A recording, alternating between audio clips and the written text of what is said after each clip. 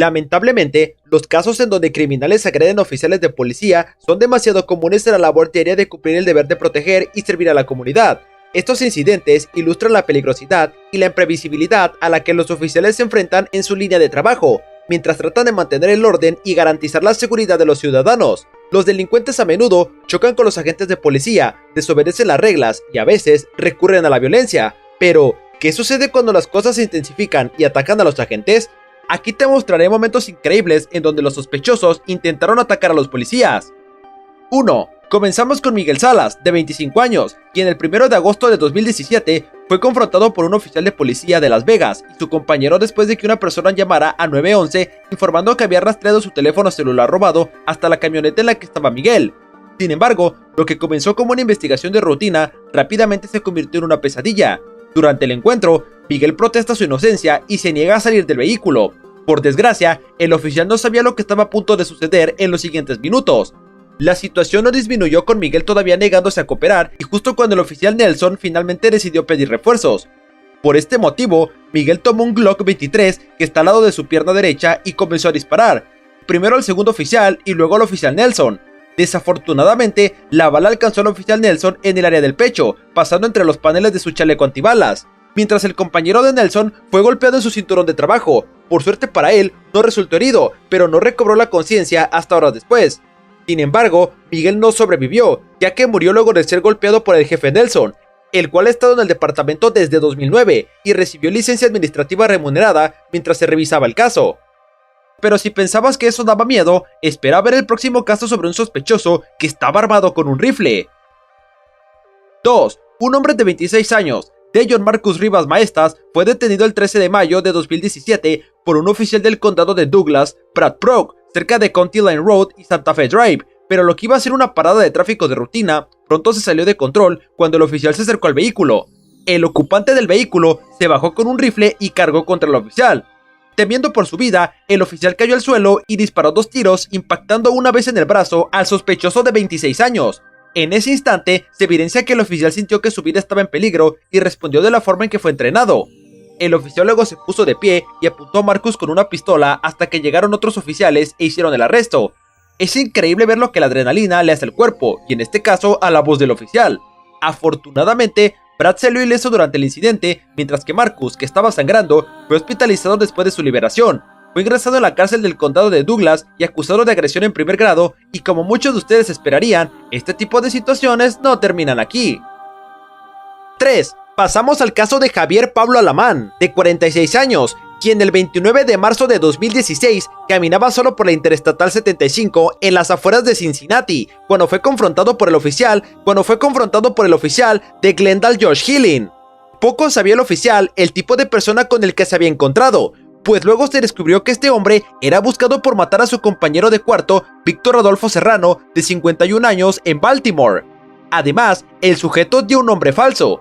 Es evidente que Javier no quería que el oficial descubriera quién era realmente, y por eso pensó que era mejor mentir para que el oficial lo dejara. Sin embargo, ese no iba a ser el caso, ya que el oficial Josh pidió que se dirigieran a su patrulla para un cacheo, por lo que Javier no tardó mucho en mostrar quién era realmente. Cuando el policía está a punto de registrar a Javier, él de repente saca un cuchillo grande y carga contra el oficial, mientras le pide al mismo que dispare en defensa propia.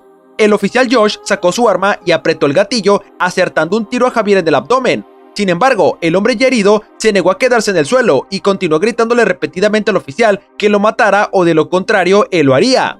Incluso cuando llegaron otros oficiales, Javier se negó a escuchar las órdenes del oficial. Aún así, Josh continuó gritándole que se quedara en el suelo y a una distancia prudente, pero en respuesta, Javier se tambaleaba hacia él con el cuchillo pidiéndole una y otra vez que acabara con su vida. Después de que más de 8 oficiales llegaron a la escena, Javier finalmente fue detenido con una pistola paralizante y arrestado, poniendo fin al enfrentamiento. Como era de esperar, el oficial Josh no fue acusado por dispararle a Javier. Sin embargo, el fugitivo de 46 años fue acusado de intento de asesinato.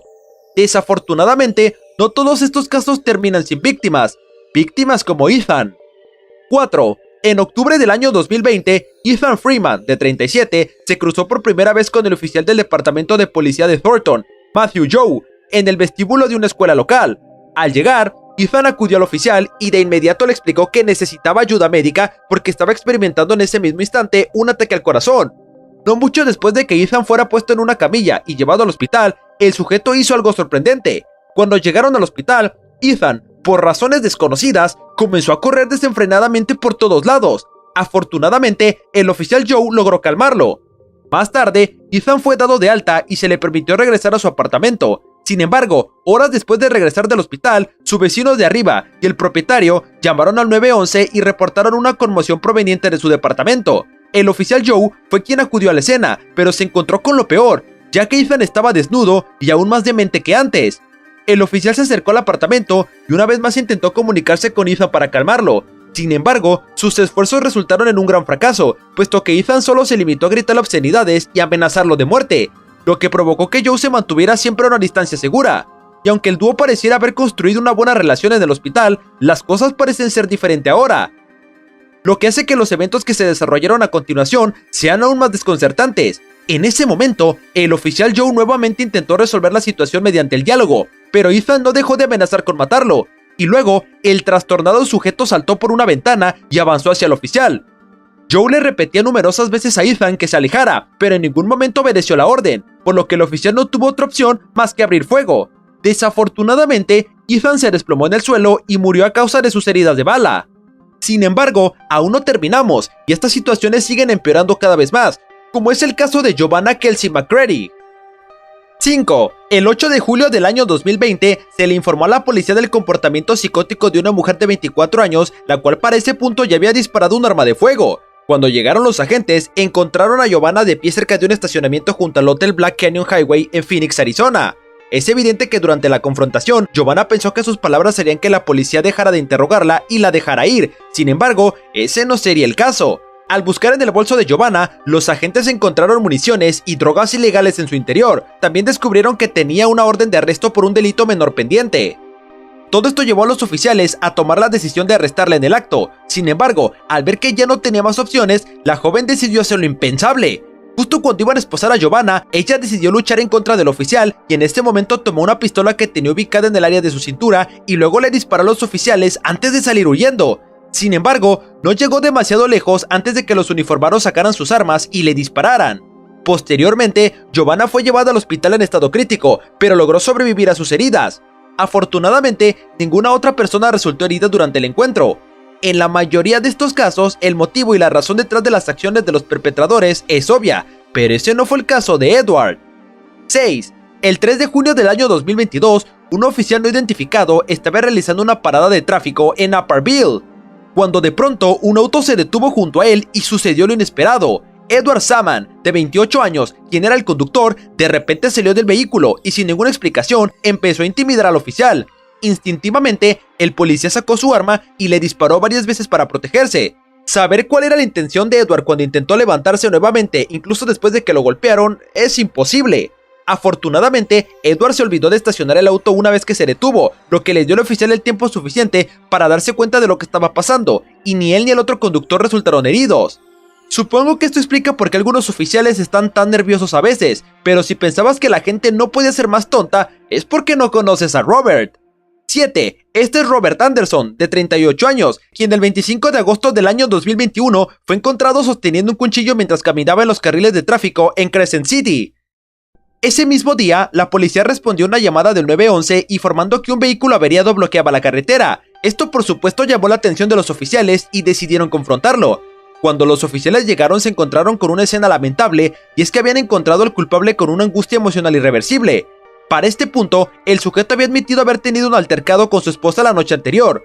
Por desgracia, Robert se negaba a cooperar con los oficiales.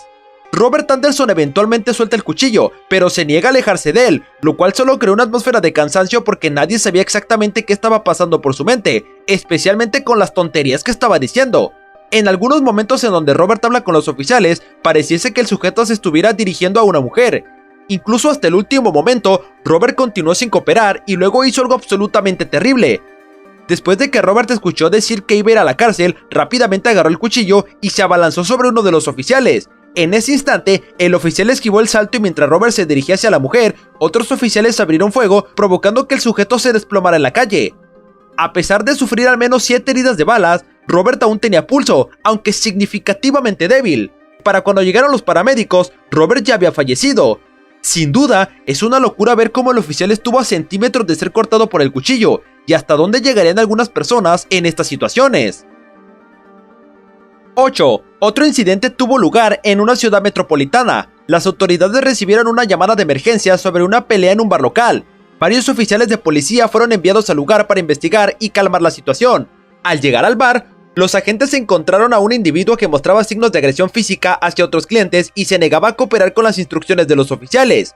El individuo, identificado como John Doe, parecía estar bajo la influencia del alcohol y mostraba un comportamiento altamente agitado. Los oficiales intentaron dialogar con John Doe para calmarlo y lograr que cooperara pacíficamente. Sin embargo, Doe se mostraba cada vez más hostil y desafiante. Mientras los oficiales intentaban detenerlo para evitar un conflicto mayor, Doe se resistió enérgicamente y comenzó a empujar y golpear a los policías, intentando liberarse de su agarre. El incidente rápidamente escaló cuando Doe, en un acto de violencia, intentó golpear a uno de los oficiales con puñetazos y patadas. A pesar de los esfuerzos de los policías para contener la situación, Doe continuó luchando ferozmente, poniendo en riesgo la seguridad no solo de los agentes, sino también de las personas presentes en el lugar. En un intento por controlar la agresión de Doe y evitar que él o alguien más resultaran heridos, los oficiales utilizaron tácticas de reducción de fuerza y procedieron a someterlo al suelo para inmovilizarlo. Durante este forcejeo, se solicitó apoyo adicional y más agentes llegaron al lugar para brindar asistencia y asegurar la detención de Doe. Finalmente, después de una lucha intensa y el uso controlado de la fuerza por parte de los oficiales, lograron esposar a Doe y reducir su capacidad para resistirse. Una vez que la situación estuvo bajo control, los policías aseguraron a Doe y lo trasladaron a la estación de policía. John Doe fue acusado de múltiples cargos, incluyendo agresión agravada contra los oficiales de policía, resistencia al arresto y alteración del orden público. Durante su procesamiento, se reveló que Doe tenía antecedentes penales por delitos violentos anteriores y que en estado de ebriedad se había vuelto agresivo y desafiante, lo que lo llevó al enfrentamiento con los agentes. 9. Otro acontecimiento que tuvo lugar en Argentina muestra a un agente de policía de la ciudad como víctima de un violento asalto en el barrio porteño de Parque Patricios el 24 de octubre de 2023. Los dos delincuentes lo golpearon en la cabeza, lo arrojaron al suelo e intentaron dispararle con su arma reglamentaria. Posteriormente, ambos sospechosos, más un tercero acusado de actuar de campana, fueron detenidos en Nueva Pompeya. Todo comenzó en la calle Pepirí al 500, frente a la plaza José S. Paz.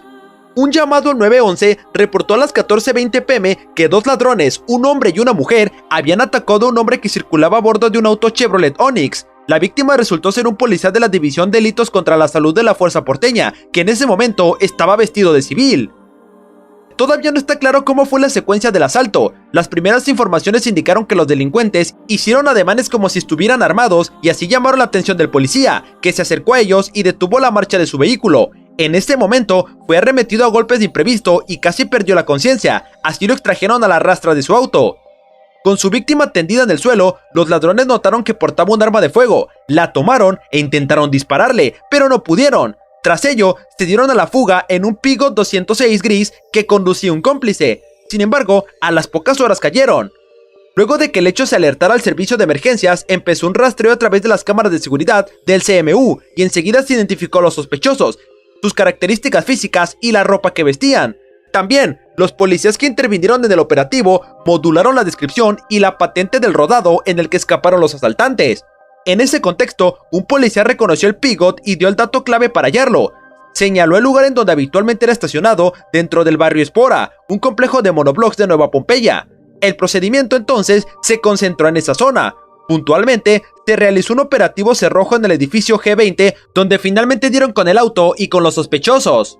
De acuerdo a las fuentes consultadas, los delincuentes intentaron escapar de la policía sin éxito. En el marco del operativo, también fue arrestado el otro hombre acusado de actuar de campana e intentar cubrir la fuga de ambos. Además, los uniformados recuperaron el arma reglamentaria que le habían robado a la víctima, que por su parte fue trasladado al hospital Churruca tras haber sufrido un traumatismo del cráneo facial leve. Horas después le dieron el alta. De esa manera, los tres detenidos quedaron a disposición de la Fiscalía Nacional en lo Criminal y Correccional número 36.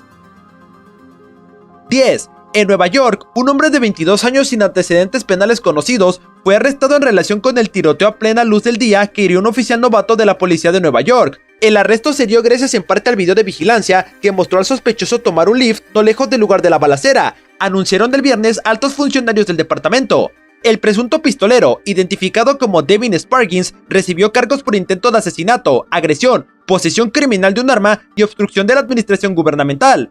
Este fue detenido en el Bronx por agentes y oficiales del Grupo de Trabajo de los Alguaciles de Estados Unidos y el Grupo de Trabajo Regional contra Fugitivos de Nueva York, Nueva Jersey, anunció la comisionada de la Policía de Nueva York, Keechant Sewell. La forma en que fue identificado y capturado después de menos de 30 horas de fuga, dijo, fue producto del excelente trabajo policial y la colaboración con socios federales, y los investigadores detallaron la narrativa del caso. El sospechoso supuestamente abrió fuego contra el oficial de policía de Nueva York, Brett Boller, de 22 años, quien recibió el aviso por un conductor de autobús de la MTA, junto con otro oficial, cerca de la calle 161 y la avenida Jamaica, porque dos pasajeros entraron en una pelea por un asiento. Los dos policías se acercaron al autobús cuando Spraggins salió corriendo por la puerta principal. El policía novato, que solo tiene 3 meses en el trabajo, pudo alcanzarlo y se produjo una breve lucha, dijeron las autoridades. Spraggins supuestamente disparó un tiro y lo golpeó cerca de la cadera derecha. El video del teléfono celular del lugar de los hechos mostró los momentos frenéticos mientras los compañeros oficiales llevaban a Boller a un lugar seguro. El otro oficial luego disparó 2 veces. El sospechoso escapó en la calle 161 y corrió hacia un estacionamiento. Una vez adentro, se quitó parte de su ropa, incluida su chaqueta y una máscara negra, en lo que Sewell describió como un aparente esfuerzo por disfrazarse, pero agregó, "no evadió nuestro alcance". Esto se debe a que las cámaras de vigilancia mostraron al parecer al sospechoso subir a un Nissan negro en la calle 161 y la avenida Hillside. La policía de Nueva York identificó el vehículo como un Lyft de alquiler y rastreó la entrega a una casa privada en las calles 215 y 62, dijeron las autoridades. Los investigadores buscaron la propiedad y encontraron cuentas de redes sociales vinculadas a las personas asociadas con ella. A partir de ahí, pudieron hacer una posible identificación de su sospechoso. Los investigadores obtuvieron una orden de registro para la casa y recuperaron zapatillas que se cree que pertenecen al sospechoso. El hombre no estaba en la casa cuando llegaron, pero los funcionarios de la policía de Nueva York dicen que la orden arrojó una gran cantidad de evidencia que finalmente los condujo a una dirección del Bronx, que aparentemente también estaba vinculada a él. Spraggins estaba allí y fue detenido. En ese lugar se recuperó una pistola de 9 milímetros, dijeron los investigadores. Se recuperaron un casquillo de 9 milímetros y un cargador de 9 milímetros del lugar del tiroteo inicial, agregaron los funcionarios, y los resultados balísticos están pendientes. La aprehensión de Spraggins se produjo la misma noche en que las autoridades anunciaron una recompensa de $10,000 por información que conduzca a su arresto y condena. Luego la duplicaron a $20,000 ese día. No era conocido por la policía de Nueva York antes de este caso y no tiene antecedentes de arrestos conocidos, dijeron las autoridades. Lo describieron como un transeúnte que también tiene algunas conexiones en el área de Poughkeepsie. Boller, por su parte, fue intervenido quirúrgicamente de su lesión. Se espera que se recupere por completo, dijo Sewell, aunque señaló que sería largo el proceso. Las autoridades dijeron que él y su familia estaban agradecidos por el arresto. 11. Pasamos al controvertido caso de Harriet Augustus. El caso de Harriet Augustus es un tema que ha generado mucha controversia y debate en los últimos años. Augustus era un hombre afroamericano de 37 años que fue tiroteado y asesinado por un oficial de policía de Chicago en julio de 2018. El incidente desencadenó protestas y manifestaciones en todo Chicago y reavivó la conversación sobre la brutalidad policial y el trato injusto hacia las personas de color en Estados Unidos.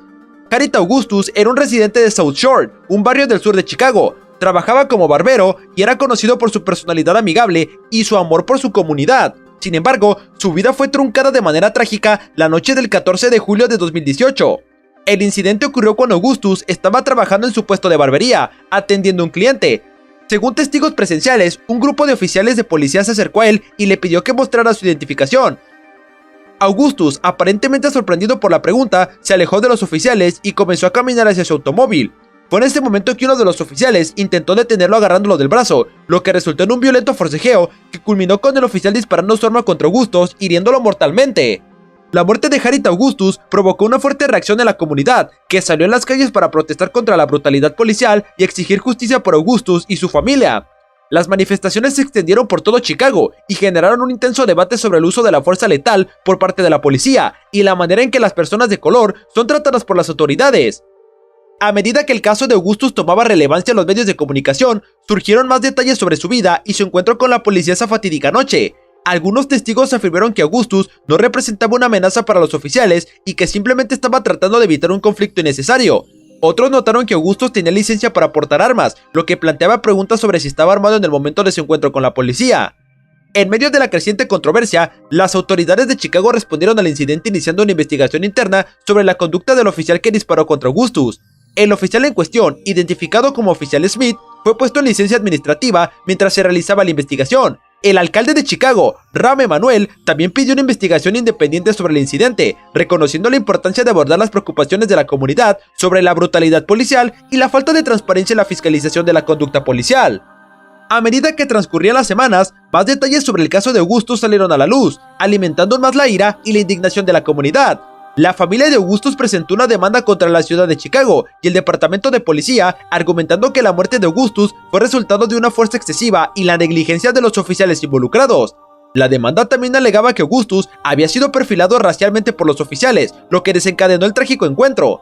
Mientras tanto, las protestas y manifestaciones en apoyo a la familia de Augustus continuaron, atrayendo la atención de activistas por los derechos civiles, líderes comunitarios y figuras públicas prominentes. El caso de Augustus se convirtió en un símbolo de la lucha contra la brutalidad policial y la injusticia racial, en un momento en el que el país estaba lidiando con otros incidentes similares en todo Estados Unidos. A medida que la presión pública sobre el caso de Augustus aumentaba, la ciudad de Chicago se vio obligada a tomar medidas concretas para abordar las preocupaciones de la comunidad. Se realizaron audiencias públicas para discutir el incidente y se formó un comité especial para investigar las prácticas policiales en la ciudad. Este comité estaba compuesto por funcionarios electos, líderes comunitarios y representantes de la policía, y tenía la tarea de revisar las políticas y procedimientos del departamento de policía en relación con el uso de la fuerza y el trato de las minorías raciales. Al mismo tiempo, el Departamento de Policía de Chicago anunció cambios en su capacitación y protocolos para abordar la brutalidad policial y mejorar las relaciones de la comunidad. Se implementaron nuevos programas de entrenamiento para los oficiales con un enfoque con la atención de la salud mental, la desescalada de situaciones potencialmente violentas y la sensibilidad cultural. También se establecieron canales de comunicación directa entre la policía y la comunidad, incluyendo reuniones regulares con líderes comunitarios y foros públicos para discutir inquietudes y quejas.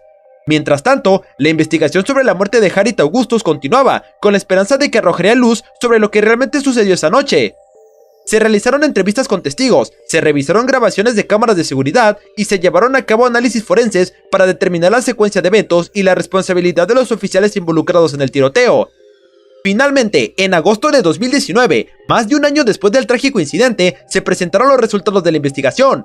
El informe concluyó que el oficial Smith había actuado dentro de las pautas del departamento de policía al disparar contra Augustus y que su uso de la fuerza letal estaba justificado dadas las circunstancias. El informe también señaló que Augustus había resistido los intentos de los oficiales de detenerlo y que tenía licencia para portar armas, lo que respaldaba la versión de los oficiales de que Augustus representaba una amenaza en el momento del tiroteo. La conclusión de la investigación fue recibida con indignación y descreimiento por parte de la familia y los partidarios de Augustus, quienes afirmaron que los hallazgos eran sesgados y encubrían la verdadera naturaleza del incidente. Se llevaron a cabo protestas para exigir una revisión independiente de las investigaciones y justicia para Augustus y su familia.